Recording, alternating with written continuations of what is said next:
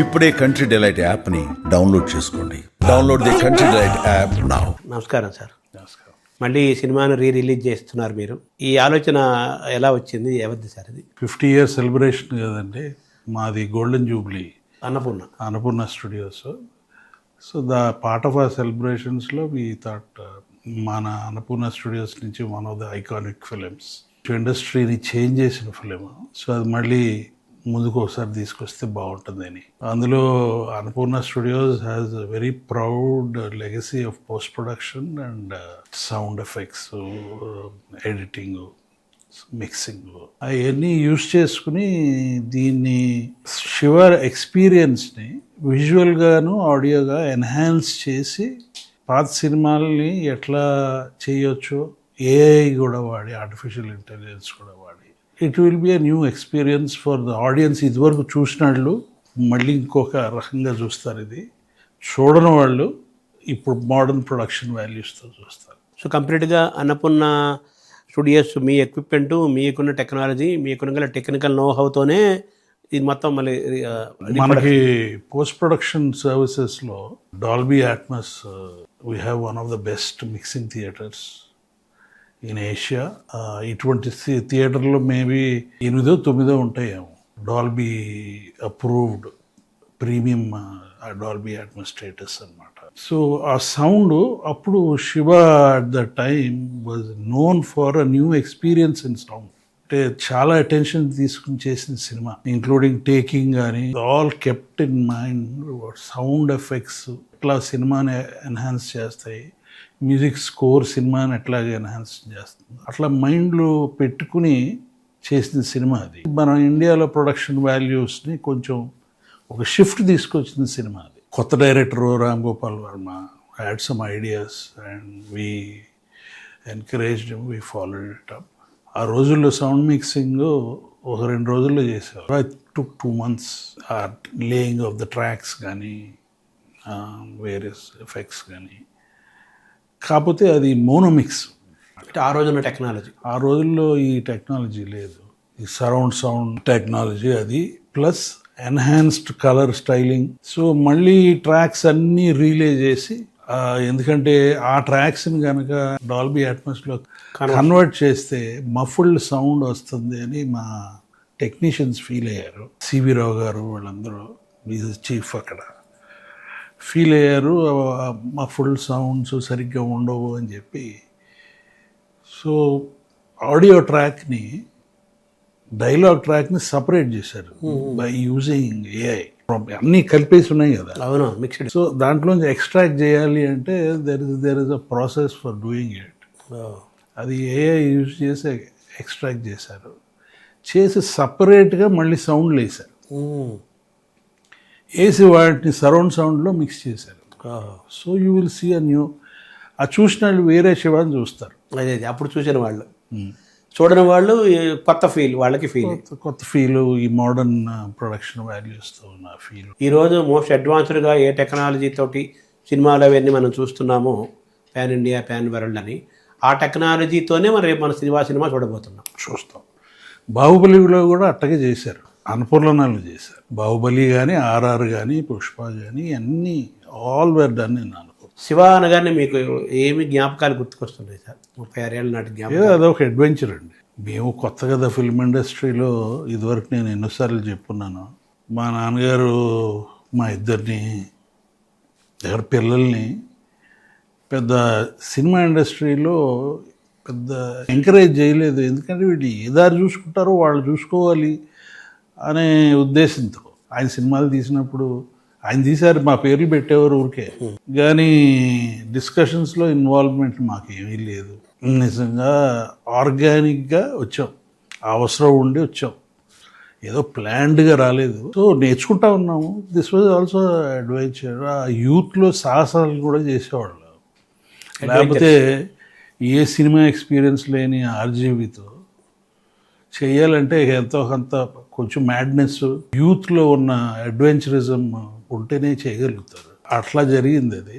So we are also learning. అప్పటికి మీకు 3-4 సినిమాలు తీసున్నారు కదా మీరు? ఒక 2 సినిమాలు అయినాయండి. Vikram, Nagarjuna first film. తర్వాత రాఘవేంద్రరావు గారు డైరెక్ట్ చేసిన అగ్నిపుత్రుడు. అప్పటికే గీతాంజలి ఒక సినిమా మేలోనే ఇప్పుడు వచ్చినట్టుంది. అది పూర్తిగా ఒక రకమైన ఒక లవ్ ట్రాజడీ అలా ఉంటున్న ఒక కాన్సెప్ట్లో ఉన్న సినిమా అది. ఇది పూర్తిగా కాంట్రాస్ట్ ఉన్న సినిమా ఈ శివ. కొన్ని నెలల తేడాతోనే రిలీజ్ అని 2 హిట్స్ అని ఇది ట్రెండ్ సృష్టించింది. ఆ సందర్భంలో మీరు ఇందాక మ్యాడ్నెస్ అన్నారు కదా, పూర్తిగా కొత్త, దానికి ఒక మంచి ఏదో ఒక ఇది ఉంటే తప్పితే ఇటువంటి సినిమాలు కొత్తగా రామ్ గోపాల్ వర్మ ఫస్ట్ కొత్త డైరెక్టర్గా చేయటం కానీ, ఇలాంటి వాటిని చేయటం కానీ, నాగార్జున తోటి ఈ టైప్ ఆఫ్ చేయటం కానీ చాలా ధైర్యము ఏదో చాలా ఉండాలి అని అన్నారు కదా. ఇది ఎంత ఎలా సార్, మీవేనా, నాన్నగారి పాత్ర ఏమన్నా? నాన్నగారు ఎప్పుడూ ఇంటర్ఫియర్ కాలేదండి. Once he handed over the studio, అప్పుడు నేను చదువుకుని అమెరికా నుంచి చదువుకుని వచ్చి 78లో నేను I started working in the studio. కాకపోతే అది ఒక సర్వీస్ సెక్టర్ స్టూడియోగా ఉండేది. ఆయన ప్రొడ్యూస్ చేస్తూ ఉండేవారు సార్. ఎందుకంటే స్టూడియోకి ఆ రోజుల్లో పెద్ద అందరూ మెడ్రాస్ నుంచి ఇంకా షిఫ్ట్ కాలేదు, చెన్నై నుంచి షిఫ్ట్ కాలేదు కదా. ఓన్లీ నాన్నగారి సినిమాలు నడిచాయి, కొన్ని హిందీ సినిమాలు నడిచాయి. ఎందుకంటే సౌత్ ఇండియన్ ప్రొడ్యూసర్స్ హిందీ సినిమాలు తీస్తే జితేంద్ర గారు వాళ్ళు ఇక్కడికి షూట్ చేసేవారు అనమాట వాళ్ళ సినిమాలు. సో దాన్ని ఆయనకి ఎందుకో విసుకొచ్చి కొంచెం ఆయన టైంలో జరిగిన సిస్టమ్ ఆఫ్ ఫిలిం ప్రొడక్షన్కి ఇప్పటికి తేడాలు వచ్చి కొంచెం విసుకెత్తిపోయారు. అంటే మెడ్రాస్ వాతావరణం కాదు, ఇక్కడ సినిమాలు తీసేవారు కదా. నాగేశ్వరరావు గారు ప్రేమాభిషేకం ఇవన్నీ 10 సినిమాలు తీశారు, 10-11 సినిమాలు తీశారు. నా పేరు నాగార్జున పేరు ప్రొడ్యూసర్గా ఉంటుంది, కానీ ఇందాక చెప్పినట్టు దే వాజ్ నో ఇన్వాల్వ్మెంట్. ఆయనే అన్నీ చేసేవారు. అది చేయటానికి కారణం కూడా అన్నపూర్ణ స్టూడియోస్ లాసెస్లో ఉంది కాబట్టి, మళ్ళీ ఆయనకేమో స్టూడియో స్టాండర్డ్లో మెయింటైన్ చేయాలి, అట్లా సినిమాల్లోకి తీసి గబక్కని మానేశారు. ఎప్పుడో ఒకసారి ఆయనకి ఏదో కొంచెం చిరాకు వచ్చినట్టు మానేసిన తర్వాత 2 సంవత్సరాల తర్వాత ఇంకా లాసెస్లో నడుస్తుందండి. ఆ రోజుల్లో ఐఎమ్ టాకింగ్ అబౌట్ 80sలో 20-25 లక్షలు నెలకి సంవత్సరానికి లాస్. అంటే మేము లోన్స్ తీసుకున్నాం, అవి కట్టాలి. బ్యాంకులకి లోన్లు, ఏపీ ఫిల్మ్ డెవలప్మెంట్ కార్పొరేషన్ వాళ్ళు లోన్స్ ఇచ్చారు. పాపం వాళ్ళు అర్థం చేసుకుని మాకు రీషెడ్యూల్మెంట్స్ ఇస్తూ ఉండేవారు. అదే కానీ అవన్నీ కట్టాలి కదా, అవన్నీ కట్టాలి అంటే మేము సినిమాలు తీయాలి. సో ఇన్ఫ్రాస్ట్రక్చర్ ఉంది మాకు తెలిసి తెలని తప్పుడడుగులతో ఎంటర్ అయ్యాం. నేను ఎంటర్ అయ్యాను. అదే మీ ఎంట్రీ ఎలా జరిగింది? నేను అట్లా ఎంటర్ అయ్యాను. అట్లా అందువల్ల నాగార్జున వచ్చాడు విక్రమ్తో. ఎందుకు మన ఇంట్లోనే ఉంది టాలెంట్, పర్సనాలిటీ. సో అట్లా ఎంటర్ అయ్యాము. ఇది ఆన్ ద జాబ్ లెర్నింగ్ అనమాట. So fortunately this film became a big hit. గీతాంజలితో పాటు Nagarjuna became a super star with these films. అట్లాగే అన్నపూర్ణ స్టూడియోస్కి ఫైనాన్షియల్గా it was very helpful film. మామూలుగా ఎంత అయింది సార్ అప్పుడు production cost? Close to 1 crore అయి ఉంటుందండి. అప్పుడు ఒక 30 ఏళ్ళ క్రితం 1 crore అంటే ఇప్పుడు కంపేరిటివ్గా పెద్ద అమౌంట్ కాదంటారా? ఎక్కువే, ఒక రకంగా చూస్తే ఎక్కువే అంటే చాలా వెల్ ప్లాన్డ్ అండి. It was nothing was wasted. Okay. Ram Gopal Varma is a very compact director. మేము అది ఒక 90 రోజులు అట్లా షూటింగ్ చేశారు, కానీ ఎప్పుడు షూటింగ్ లేట్ అవ్వటం, మిస్ అవ్వటం. ఇప్పుడు జరిగేది 300 రోజులు అట్లా చేస్తున్నారు. రోజుకు ఒక సీను, లేకపోతే ఒక 4 షాట్లు మధ్యలో మారుతూ చేసి తీసేయటం. శివ ఫర్ ఎగ్జాంపుల్ మొత్తం స్క్రిప్ట్ అంతా అయిన తర్వాత శివనాగేశ్వరరావు అని వాజ్ ద ఫస్ట్ అసిస్టెంట్, తర్వాత డైరెక్టర్ అయ్యాడు. ఆయన మొత్తం డైలాగులు పాజులతో చెప్పుకుంటా టైం చేశారు. మొత్తం సినిమా టైం చేశారు. సినిమా టైం చేసి దానికి సాంగ్స్ యాడ్ చేసి ఓకే ఈ సినిమా 2 గంటల 10 నిమిషాలు అనుకుందాం. మ్యాథమెటిక్స్ ఎక్కడ అంటే అంత బాగా చేస్తాం పోస్ట్ ప్రీ ప్రొడక్షన్ వర్క్ చేసి అది ఏదో 3-4 సినిమా మినిట్స్ తేడాతో వచ్చింది అంతే. అంటే అనుకుని ఎక్స్పెక్ట్ ముందే ప్లానింగ్. దానికి చాలా డీటెయిల్గా ప్లానింగ్ చేశారు, ఇంక్లూడింగ్ చిన్న చిన్న ఆర్టిస్టులు ఉంటారు చూసారా, వాళ్ళు కూడా ఇంటర్వ్యూ చేసి ఈ రోల్కి ఇతను సూట్ అవుతాడు. అందుకనే కొత్త మంది ఎంతోమందిని చూస్తారు, చాలా మంది కొత్త మందిని చూస్తారు మీరు శివాలో. తర్వాత వాళ్ళందరూ బికమ్ కెరియర్స్, మంచి కెరియర్స్ వచ్చినాయి. అవును. So it's a well planned production and is a very compact director. So మొత్తం 90 daysలో అయిపోయింది సార్ సినిమా మొత్తం? Between 90 and 100.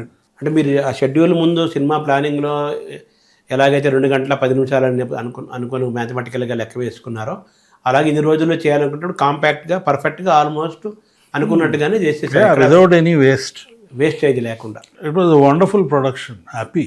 అదే మాకు కూడా డౌట్స్, ఇది ఆడుతుందా ఆడదా ఈ లెక్కలో లేవు ఇక్కడ మైండ్లో. మేము అది జరిగింది, అతనికి ఫ్రీ హ్యాండ్ ఇచ్చాం.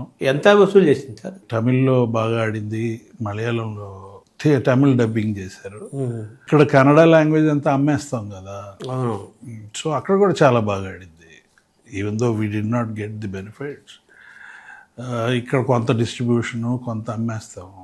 అక్కడ రిలీజ్ అయినప్పుడు ఆఫ్టర్ రిలీజ్ అయిందా డబ్ చేసాం. So we got very good financial returns. It was a good help for Annapurna Studios.